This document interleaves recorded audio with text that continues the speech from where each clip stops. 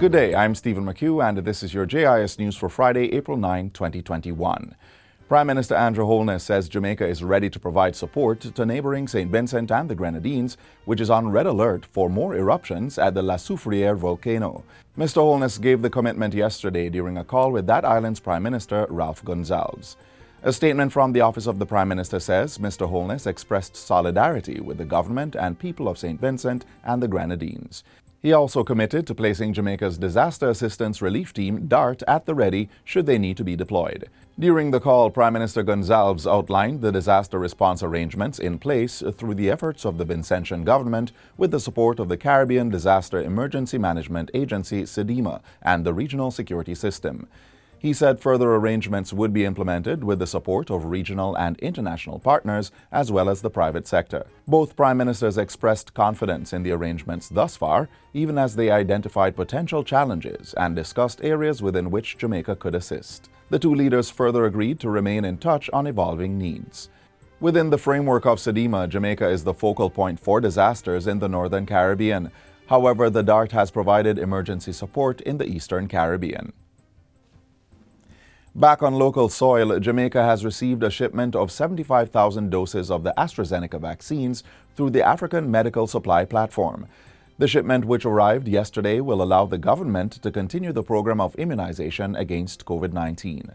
Health Minister Dr. Christopher Tufton, who accepted the shipment at the Norman Manley International Airport, thanked the people of South Africa and the African Medical Supply Platform for the donation. This shipment represents the third shipment, the first, of course, being a gift from India, the second being through the COVAX facility, and then this third one coming out of Africa as a gift.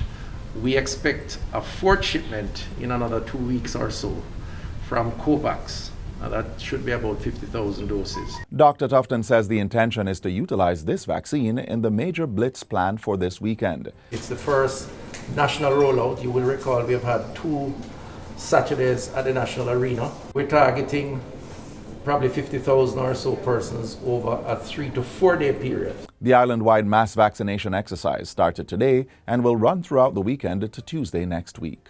Persons within specific groups such as teachers, tourism workers, Department of Correctional Service, and Passport and Immigration Services, as well as persons over the age of 60, should register and get vaccinated. Persons are to register using the online portal on the ministry's website or by calling the National Vaccination Hotline at 888-1-LOVE. That's 888-663-5683.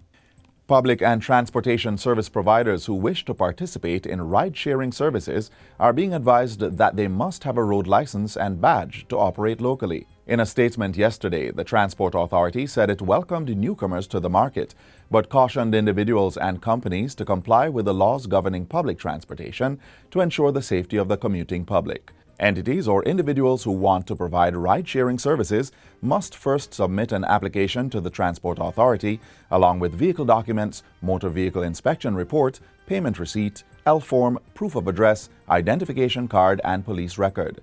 Individuals must also make an application for a badge, accompanied by 2 recommendation letters, police record, proof of address, PPV driver's license, and payment receipt. They will also need to complete the mandatory training course. In the meantime, the Transport Authority is reminding persons who provide public transportation services without the necessary road licenses or badges that they will face prosecution.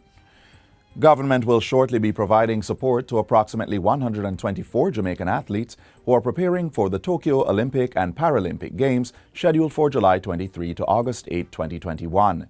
The news was revealed by Sports Minister Olivia Grange during a press statement yesterday. We will provide them with funds, an amount, 2-week periods from now through to the Olympics. In fact, it will total approximately $45 million in support. She says the Paralympic athletes will receive the stipends that are being provided through the Athletes Assistance Program in collaboration with the Institute of Sports in 3 weeks' time. Athletes from 6 disciplines, swimming, rugby, gymnastics, boxing, karate, and track and field, will be receiving disbursements. She also announced that the athletes will receive mental health support as they prepare for the Games. We have introduced this mental health program in collaboration with an international body and our local mental health experts to provide support.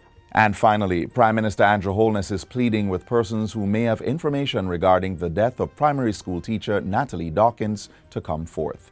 Mr. Holness says that, like many other Jamaicans, he closely followed the developments surrounding Miss Dawson's disappearance. He offered deepest condolences to teacher Dawkins' immediate family and loved ones, while noting that the education sector is near and dear to him. Miss Dawkins went missing more than a week ago.